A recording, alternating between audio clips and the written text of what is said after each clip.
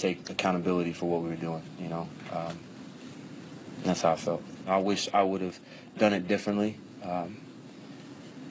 You know, Cable and I, we both have the same mindset. We both want the same thing. And in that moment, you know, he said what he said, and basically it was exactly what I was going to say. So, you know, yeah, I guess it worked out, but I obviously wish it would have been different.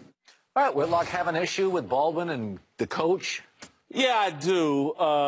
Again, you know, I don't want, because listen, coaches, players get heated. A lot. A lot of times it happens in practice. It's very rare that it happens on the sideline during a game where there's someone gets shoved like this. But if I had told you before the game, hey, you know, there's going to be a Seattle player that's going to shove a coach, I would have given you two choices. It would have either been Doug Baldwin or Michael Bennett. These two guys, the face of their national anthem protest, they're rallying, they're revolutionaries against authority, and bada bing, bada boom, it just happens to be Doug Baldwin that shoves a assistant coach. Again, I can't make too big of a deal out of this. You know, I've been around football too long. Coaches and players get heated. But this is not a good look, and it doesn't surprise me that it's Doug Baldwin. It doesn't bother me because of why you see the disruption. If this was a wide receiver yelling, "Get me the ball," I'd have a problem with it. But when Tom Brady and Bill O'Brien are arguing, they're both arguing from a position of passion and let's get it right. Doug Baldwin and Cable, intense. Let me flip the script on you. All right. Let's say Tom Cable had shoved Doug Baldwin. What would be the discussion today? Tom Cable's not playing. When a football player in a violent game is playing, he peaks. There are moments. Good point. Players sometimes, for brief moments, they're arguing for the right thing here. They're arguing for the team. Mm-hmm. Do you buy that? Yeah. I mean, I think, look, it's the most passionate sport around. It really is. And you've got all these alpha males out there. There's going to be things that go on. Shoot, I was on the sidelines of pro football for 19 years. I've never been shoved by a player. Now, I've been, you know, MF'd by him, but... Your dad did punch Kevin Gilbride, too. Is that right? That was coach on coach. That was a coach, and there's, you know, there's no harm in that. But, you know, the big thing is, I think what you definitely don't want to do is put your hands on a player, for sure. They're a lot younger and faster, and will win on points for sure. But I think Cable, look, I love the points you made about both of them are passion. They're trying to win. They're trying to get to the same place.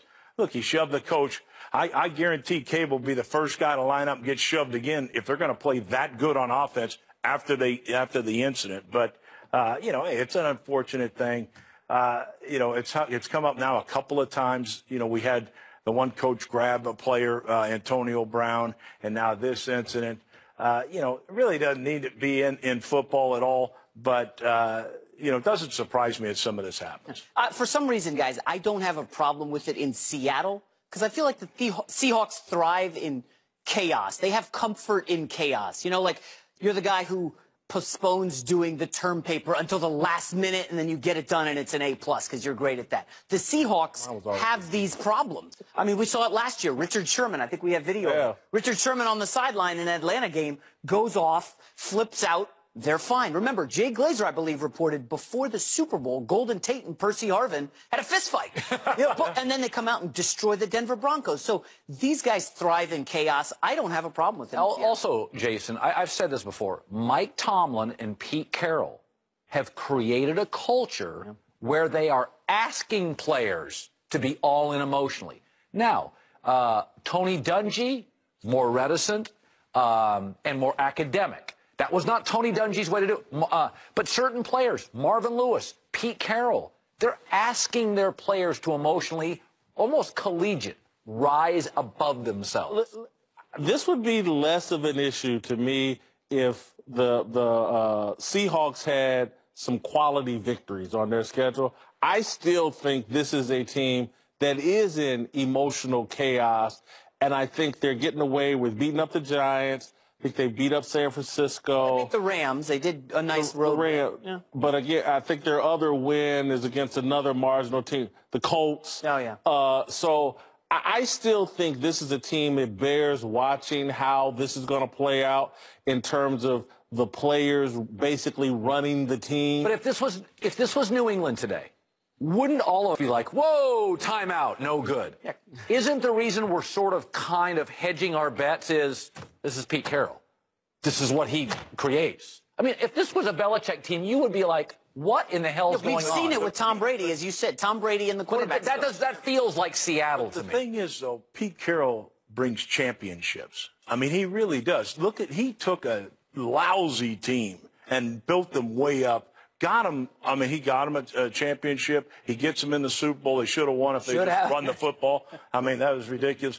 But look, he's got these guys playing on an emotional high every week, and that's really difficult to do. And I want to show you some video. It's not like the players are just running the team. I want to show you together. I want to show you a video of a chaotic sideline and an organization that fell apart because of this type of behavior. I mean, look at this.